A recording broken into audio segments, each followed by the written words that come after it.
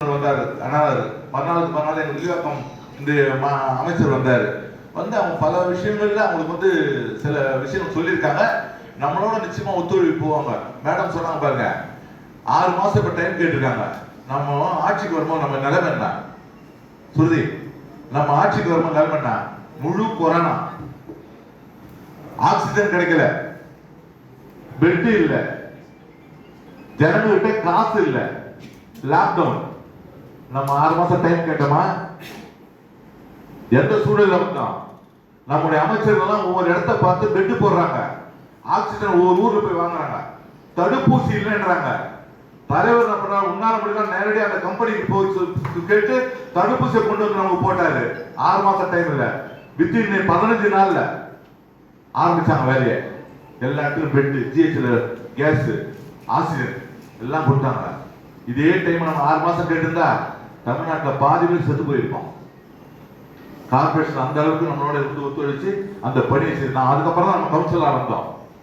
தனிப்பட்டு நான் அதுல கஷ்டப்பட்டவன், எனக்கு தெரியும். எனக்கு என்னுடைய மைத்திர ஜீவன் உயிருக்கு பிழைக்க முடியாத நேரத்துல கொண்டு போயிட்டு ஜிஹெச்ல லைன்ல நிக்கிறோம். 21வது ஆளாக வண்டி இருக்குது. ஆடு செத்து போய் டிஸ்சார்ஜ் ஆன வெளியே போனா தான் புது ஆளை சேர்க்க முடியும் இருந்தது.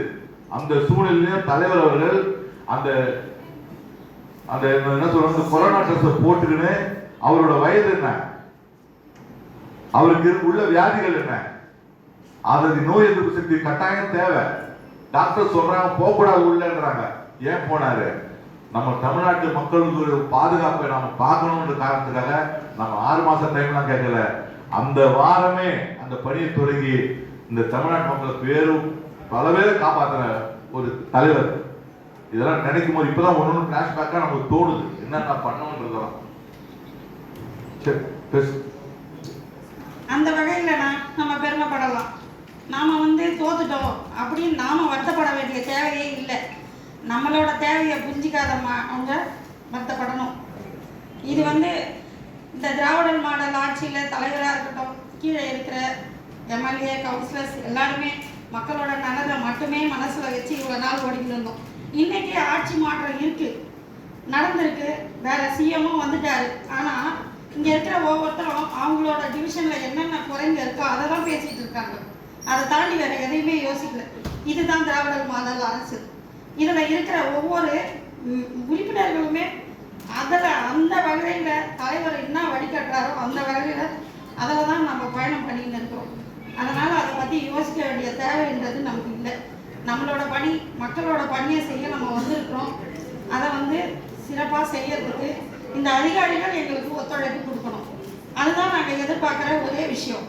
மற்றபடி உங்ககிட்ட நாங்கள் எதையும் எதிர்பார்க்கல. நாங்கள் என்னென்ன இதுக்கு முன்னே எங்கள் டிவிஷனில் நடக்கணும் அப்படின்ற வேலைகள், எங்களோட தேவைகள், அதை நிறைவேற்றி கொடுத்தீங்கன்னா நாங்கள் எல்லாருமே சந்தோஷப்படுவோம். அந்த வகையில் நீங்கள் எங்களுக்கு ஒத்துழைப்பு தரணும். அதை தான் நாங்கள் எல்லாருமே எதிர்பார்க்குறோம். இப்போ பார்த்தீங்கன்னா சாந்தி காலனியில் 5th அவென்யூவில் 2 பக்கமும் மழைநீர் காவாய்க்கு நம்ம எஸ்டிமேட் போட்டிருந்தோம்.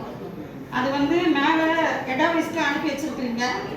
அந்த ஃபண்டு ரெடி ஆயிடுச்சா, அது எந்த நிலையில் இருக்குது அப்படின்றது எனக்கு இப்போ தெரியப்படுத்தணும் சார்.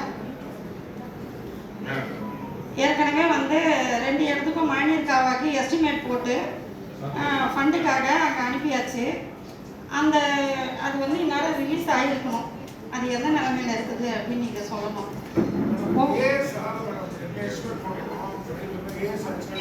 மழை வந்ததுன்னா அந்த இடம் எப்படி இருக்கும்னு உங்களுக்கும் தெரியும்.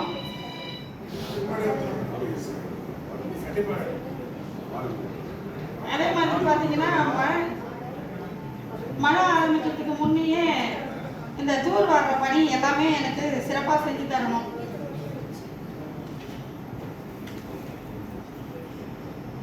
அதே மாதிரி சாந்தி காலனியில் நிறைய இடங்கள்ல மழைநீர் காவையோட அந்த மூடி எல்லாமே உடஞ்சிருக்கு. அது எல்லாத்தையுமே மாற்றி தரணும். தவறு கோபுரத்தில் வேலை நடந்துன்னு இருக்கு. அந்த பணியை சீக்கிரமாக முடித்து மக்களோட பயன்பாட்டுக்கு அதை தரணும். இந்த பிஹெச் மெயின் ரோட்டில் ஹைவே டிபார்ட்மெண்ட் கிட்ட பேசி அந்த பிளாட்ஃபார்ம்லாம் மேடு பள்ளமாக இருக்குது. நிறைய இடங்கள் சமநிலை இல்லாமல் ஒரு சூழ்நிலை இருக்குது. காலேஜ் பசங்க போகிறாங்க வராங்க. அந்த இடத்துல இருக்கிற அந்த பள்ளத்தெல்லாம் சரி பண்ணி அந்த மேடு பள்ளங்களை சரி பண்ணி தரணும். நன்றி.